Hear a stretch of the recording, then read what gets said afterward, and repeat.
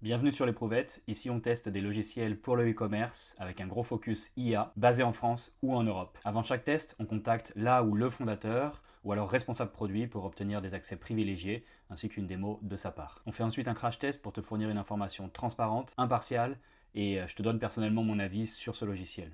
Pour ma part, je suis Baptiste, fondateur de 2 logiciels pour les e-commerçants et plutôt passionné par toutes les innovations du moment et notamment l'ajout massif de l'IA dans les outils des marchands. Allez, c'est parti pour le test. Aujourd'hui, on se penche du coup sur le cas de Dialog, qui est une boîte française avec des équipes réparties entre Paris et Barcelone. Ils montent pas mal en puissance dans l'écosystème Shopify depuis l'année dernière. L'outil, le rendu de leur outil sur les sites marchands, il est assez bluffant, donc je vais vous le montrer. Je vais vous montrer aussi le back-office. Donc c'est un moteur d'IA conversationnel pour le e-commerce, mais c'est pas un chatbot, c'est un AI Shopping Assistant. Donc voilà, quelque chose qui va s'encastrer dans les fiches produits via un widget. Ça peut aussi se faire sur d'autres pages telles que le catalogue ou la homepage par exemple. Je sais que les équipes de Dialog parlent de catalogue OS. En gros, l'IA intègre tout, les stocks, les descriptions, le ton de la marque pour devenir en fait l'expert ultime de votre boutique et de votre business, de votre marque tout simplement. C'est typiquement un genre d'outil qui incarne le passage du site catalogue où tu as plusieurs pages, collection, page produit, avec une arborescence qui est toujours la même, à quelque chose plus proche du commerce conversationnel. On n'est plus sur du chatbot de support qui répond par exemple où est mon colis, mais sur un véritable outil de commerce agentique qui vend en temps réel et qui répond aux questions des utilisateurs. Clairement, la vision elle est bonne, hein. On a des sites qui stagnent sur les mêmes aspect visuel depuis peut-être 20 ans maintenant. Et aujourd'hui, grâce à l'IA, on peut rendre vraiment ça beaucoup plus dynamique. En termes de bénéfices, on voit ici des bénéfices annoncés, donc on va aller vérifier tout ça finalement en live sur des comptes clients. Mais c'est des choses qui effectivement m'étonnent pas plus que ça, à voir comment sont traquées les conversions. Mais aujourd'hui, ouais, y a clairement un uplift, surtout dans des industries où les produits sont plutôt techniques. Donc par exemple, j'exclus le prêt-à-porter traditionnel, mais tout ce qui est pratique sportive, pièces détachées par exemple, clairement il va falloir obtenir des informations additionnelles sur les produits et c'est là vraiment que ce genre d'agent conversationnel, même agentique peut-être dans le futur, peut vraiment avoir une plus-value. J'ai rencontré Antoine, un des 2 fondateurs, et j'ai plutôt été impressionné par sa vision pour Dialog, mais aussi pour le e-commerce en général et la transition vers du e-commerce beaucoup plus agentique. Donc hyper intéressant, on va creuser ça aussi, mais on va essayer de ne pas se focus vraiment sur toute la hype potentielle future, mais plutôt vraiment l'état de l'outil actuel et les prochaines fonctionnalités à venir à court terme. L'outil a aussi été mentionné dans la newsletter Anakin, de Paul-Louis Bénard, me semble-t-il. Je recommande vivement parce qu'ils ont levé presque 4 millions d'euros très récemment. Je crois que c'est leur deuxième levée. Donc clairement des bons signes, des bons VC autour de la table et pas mal de beaux logos sur leur site. Donc à voir le logiciel, on va creuser un peu ensemble avec une petite démo en toute transparence. Ok, donc on va tester ça en live sur le site de Oh My Cream. J'ai vu que Dialog était installé sur leur page produit, mais aussi accessible ici comme outil de diagnostic depuis la page d'accueil.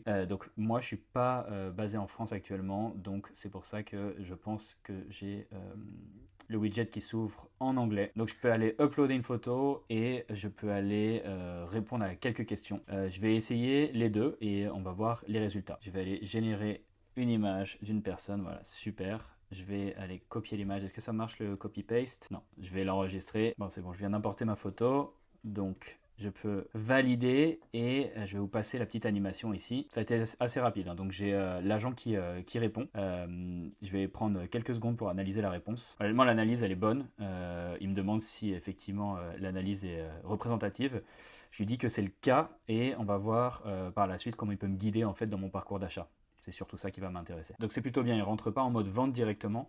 Il me demande quels sont mes objectifs. Je pense qu'il va vouloir affiner au maximum les informations sur mon type de peau, mes objectifs, mes produits idéaux et éventuellement mon budget. Là, il me demande du coup comment ma peau est en ce moment. Elle est très sèche, je réponds. Et finalement, il me répond quel est mon niveau d'expérience avec la skincare. Je dis que je suis débutant. débutante en l'occurrence. Et là, ça a l'air d'être une dernière question dans le diagnostic. Si j'ai des allergies ou si je prends un traitement, je lui dis que je prends de la vitamine C tous les matins, à voir la réponse. Il me demande si j'utilise déjà des produits pour la skincare. Je lui dis que je ne suis pas sûr par rapport aux marques que j'utilise. Et apparemment, il a toute l'information nécessaire. Donc c'est vraiment en fait un parcours en arborescence, un step by step, afin qu'il puisse qualifier tous les besoins du client. Ça doit être la marque directement qui programme ça dans le back-office Dialogue. Donc on va aller voir ça juste après. Mais clairement avec ça c'est déjà un vraiment bon début sur où je dois commencer en fait mon browsing, ma visite tout simplement. Donc ça me donne vraiment déjà la next step. Ça veut peut-être pas dire que je vais convertir derrière, mais ça me donne vraiment la next step. Je peux voir ici les variantes de produits, c'est assez cool. Alors ça c'est pour ajouter au panier, ok, donc ils sont connectés directement avec le panier Shopify. Ça c'est pas le panier, est-ce que c'est le panier de Dialogue? Ouais, j'ai l'impression. Ok, et je vais pouvoir directement prompter des produits sur les produits directement ici, donc directement dans le panier dynamique et ici même sur la fiche produit. Donc j'ai déjà des questions préconstruites, ça qui peuvent être à mon avis aussi configurées directement dans le back-office. On va aller voir ça juste après. Mais vraiment très bonne, cet outil de diagnostic, vraiment très bon. On va aller tester sur les pages produits. Je vais juste voir à quoi ça ressemble sur mobile. Bon, sur mobile, je trouve la même bannière avec une vidéo en boucle animée derrière. Donc je vais pouvoir peut-être, au lieu d'utiliser une photo, répondre à quelques questions. Et on passe vraiment ce que disent les Anglais, du search and scroll au ask to buy. Donc je ne sais pas par où commencer, au lieu d'aller scroller, chercher indéfiniment des produits ou juste de l'inspiration, je demande et l'agent me recommande par où commencer en fait mon parcours d'achat. Donc c'est ce que je disais tout à l'heure, hein, c'est vraiment un point d'entrée qui peut amener peut-être à plus de conversions. Et ce qui est intéressant, on l'a vu, c'est que Dialog ne va pas se contenter seulement de texte. Il va vraiment ajouter des produits dynamiques avec une connexion par exemple directement au panier, au checkout de Shopify. Je ne sais pas s'ils sont sur les autres CMS. Je sais qu'ils sont très focus en tout cas Shopify. Et ils poussent aussi des fiches produits interactives avec des variantes directement dans le flux de discussion. Donc il essaie vraiment en fait de casser la barrière entre site e-commerce ou en tout cas parcours d'achat assez statique avec une arborescence depuis catégorie jusqu'à page produit. Il permet de casser un peu ça, de disrupter un peu ça, d'arriver un peu plus droit au but peut-être pour les clients, mais sans pour autant que les e-commerçants doivent refondre tout leur site web ou toute l'interface ou le parcours d'achat en une semaine afin de fournir cette expérience. En vrai, avec l'ajout d'un widget et un modèle bien entraîné, ça a l'air assez facile d'implémenter. Allez, on passe sur le site de Delsey Paris, donc dans la bagagerie, et on voit ces widgets, enfin ce widget qui est placé directement sur les pages produits, en dessous le bouton ajouter en panier, en dessous tous les attributs produits et même quelques éléments de réassurance. C'est là où on voit ce widget qui reprend la DA, la charte graphique, le code couleur du site, en tout cas dans ce cas-là, donc quelque chose de très sobre, qui va proposer des questions préfaites, préconstruites, peut-être basées sur les questions les plus fréquentes de la part des clients. Alors à voir si dans la configuration après sur le back-office, ça c'est proposé automatiquement ou si ça doit être fait à la main. Je pense qu'il doit y avoir éventuellement les deux options. Et c'est plutôt smart parce qu'on sait très bien que prompter, en tout cas penser à son prompt, c'est relou tout simplement. Donc ici on va avoir effectivement des questions préconstruites. Donc on va aller avec la deuxième et aller voir un peu l'expérience. Donc il y a toujours un overlay qui s'ouvre sur desktop en tout cas. On va aller voir sur mobile. Et effectivement on arrive en fait dans une nouvelle interface qui est une interface au-dessus ça doit être un iframe qui se place au-dessus de la page produit. Donc pas de chargement de nouvelles pages, etc. Ça va assez vite. C'est assez immersif et naturel. Est-ce que ça peut bloquer la navigation? Je ne pense pas. Ça a l'air assez facile à comprendre. Peut-être effectivement à éviter pour des sites qui ciblent des personnes du troisième âge. Mais en tout cas, je pense que pour la majorité des personnes, ça peut être assez naturel et assez facile à comprendre. On va maintenant essayer de casser un peu l'outil, de lui poser des questions auxquelles il n'est pas capable de répondre. Donc ça, c'était la question préconstruite, préfaite que j'ai cliqué. Je vais pouvoir répondre utile. J'ai lu la réponse, là il y a un doublon ici, mais c'est vrai que la réponse en tout cas est pertinente. Je vais lui demander si cette valise peut être transportée sur un vélo, à voir ce que l'IA me répond. Et effectivement la réponse est plutôt bonne, toujours avec une proposition produit et des propositions pour les prochaines questions qui sont juste ici, qui sont pertinentes, encore une fois on reste dans quelque chose de très cohérent, très naturel, très fluide. Je lui demande si le plastique de ce modèle est recyclable. C'est le cas, je suis toujours pas arrivé à piéger l'IA, mais en fait je veux savoir tout simplement ce que l'IA répond lorsqu'elle ne sait pas.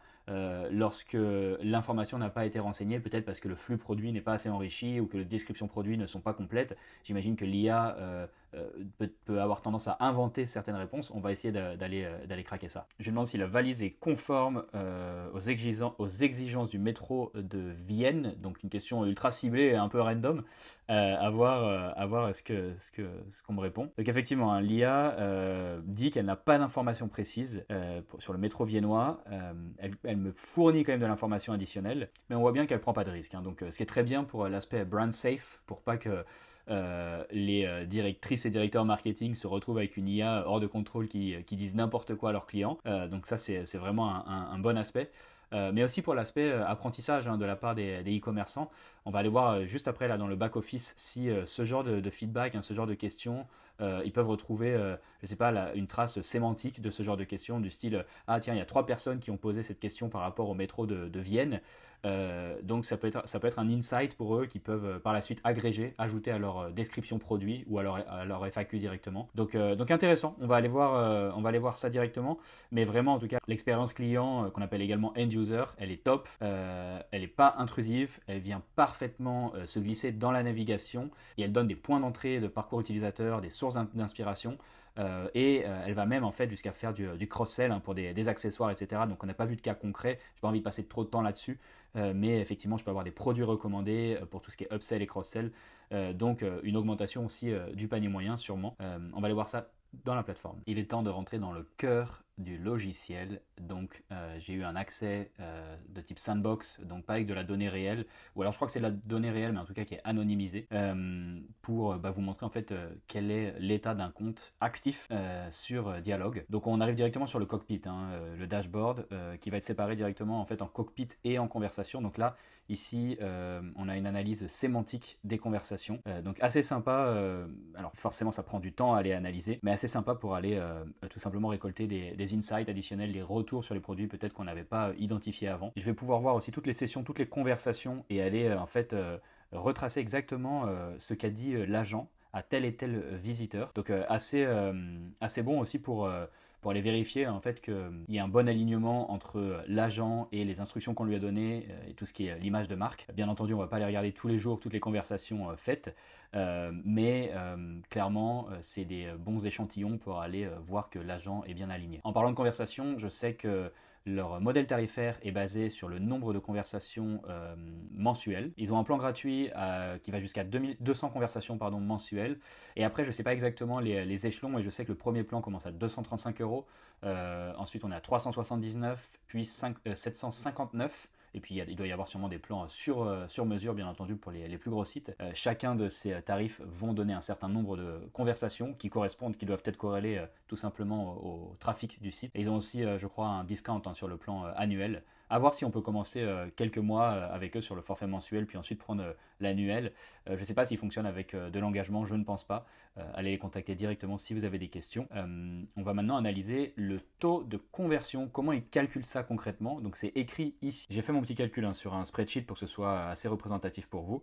Donc là on dit que le taux de conversion est calculé en multipliant le nombre de conversations mensuelles, en tout cas conversations, par l'augmentation du taux de conversion. Ok, là il est de 15%. Pourquoi il est de 15%? Parce que avant Dialog il était à 2, admettons. Et ensuite, après Dialog, je sais pas, 30 jours après, il est mesuré à 2,3. Donc c'est 15% d'augmentation. Et par le panier moyen, Average Order Value, qui est de 70 par exemple, on va se mettre dans le cas d'un site de beauté par exemple.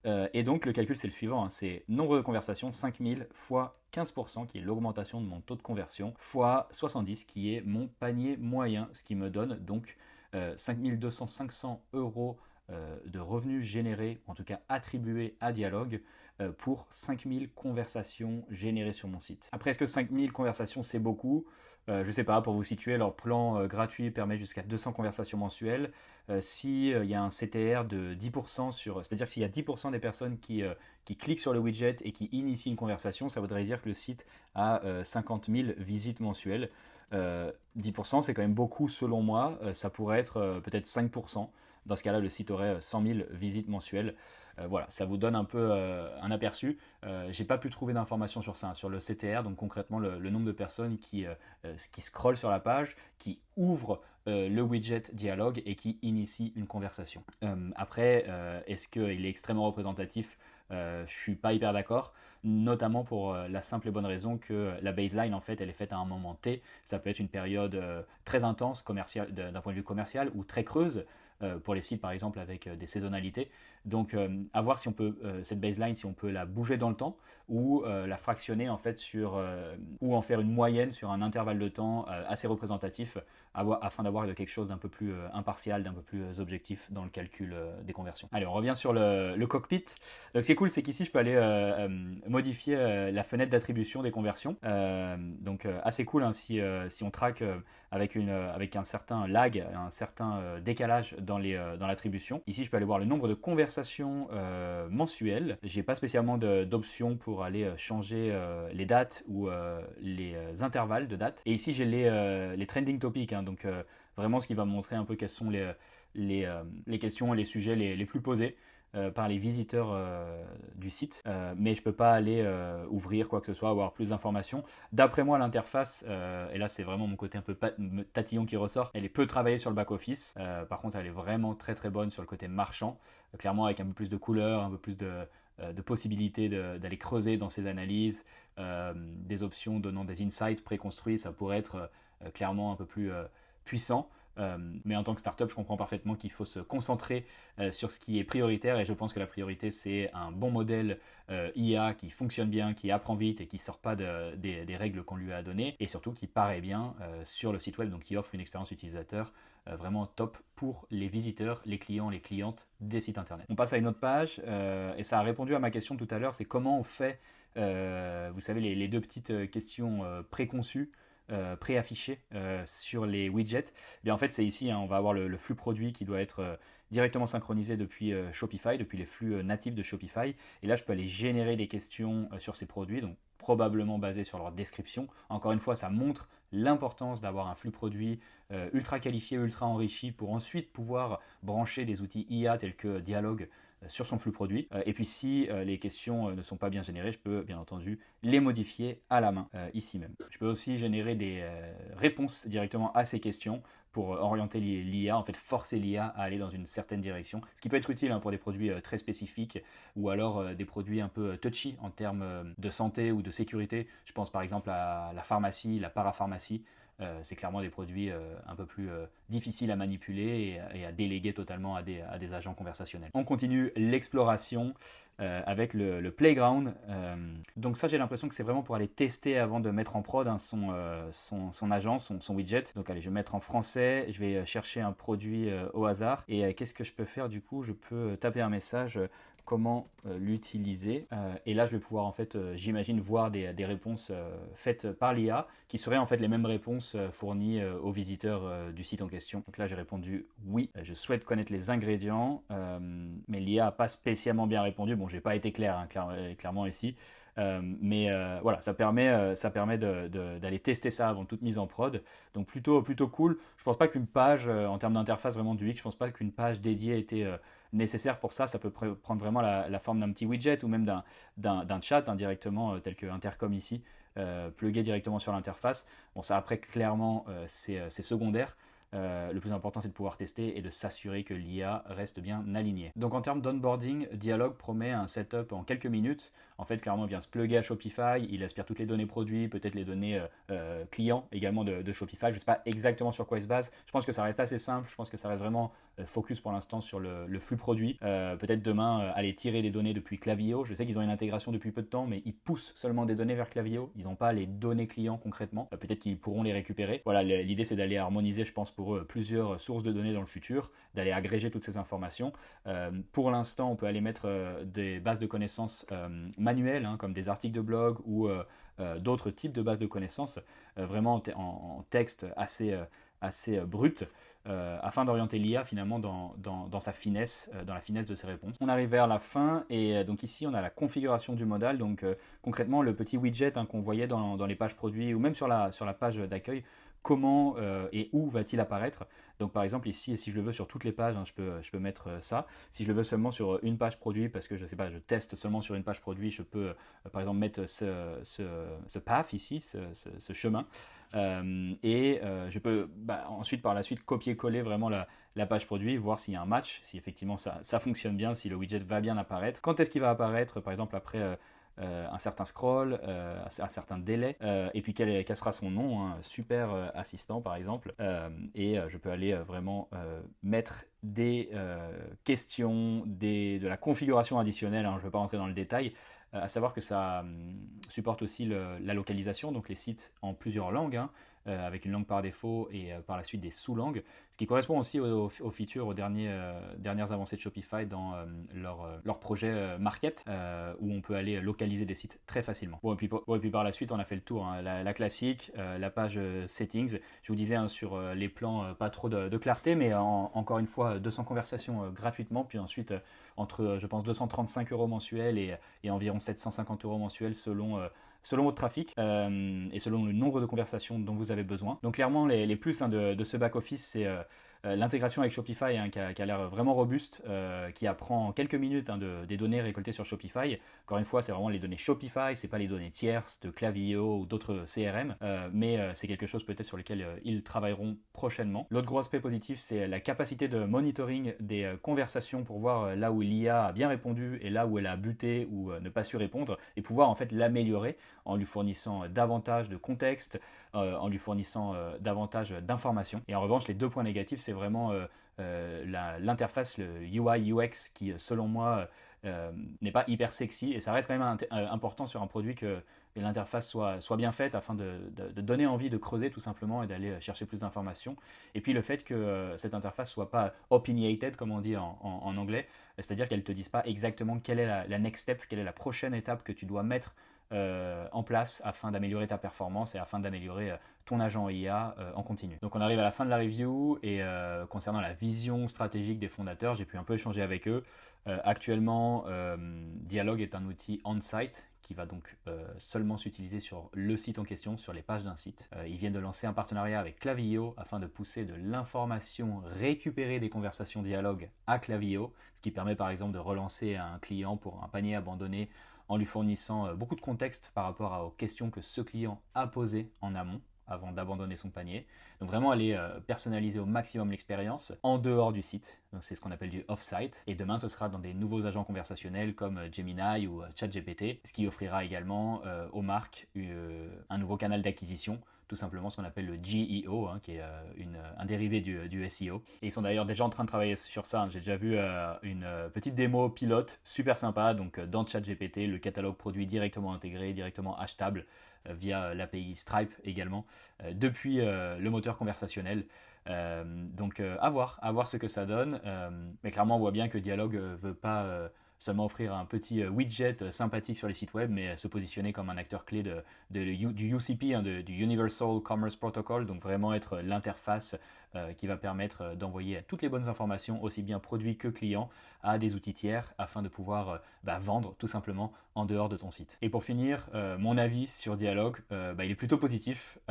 C'est clairement un agent IA qui permet de faire une transition vers tout ce qui est l'IA commerce de façon assez rapide, assez légère, hein. On ne demande pas aux e-commerçants de faire une refonte complète de leur site, on leur demande d'intégrer un widget et de bien entraîner, de bien donner accès aux informations produits pour entraîner le moteur IA. C'est aussi quelque chose qui est relativement brand safe. J'ai pas fait des tests ultra poussés, mais j'ai l'impression quand même que les conversations ne partent pas dans tous les sens. Il y a forcément des hallucinations. Il faudrait d'ailleurs se renseigner sur les taux d'hallucination, hein, mais on va à mon avis se retrouver sur des taux en dessous d'1% si on suit le benchmark des moteurs IA actuels, des moteurs conversationnels. En gros, c'est relativement plug and play et ça n'implique pas d'énormes compromis de la part des marchands. Je dirais comme limite ou comme point sur lesquels il faut faire attention, c'est sur les secteurs un peu plus sensibles comme la santé, la parapharmacie, l'alimentation, peut-être aussi tout ce qui est complément alimentaire. Ça peut être, comme je disais tout à l'heure, assez touchy. Donc avant de déléguer tout ce qui est éducation produit, information produit à des IA, bien s'assurer de mettre des garde-fous en amont. Mais en tout cas, du côté client, c'est quelque chose de très facile à comprendre, qui vient pas trop disrupter la navigation et qui vient apporter, je pense, de la valeur concrètement et de la confiance. D'un point de vue marchand, c'est quelque chose de très facile à mettre en place. Donc je pense que c'est tout simplement une bonne transition vers l'IA commerce. Et ça peut aider les marques aussi à inculquer un changement de mentalité en interne de la part des collaborateurs et des collaboratrices pour aller utiliser un peu plus d'outils novateurs pour aller automatiser certains processus ou alors proposer de nouvelles expériences à leurs clients.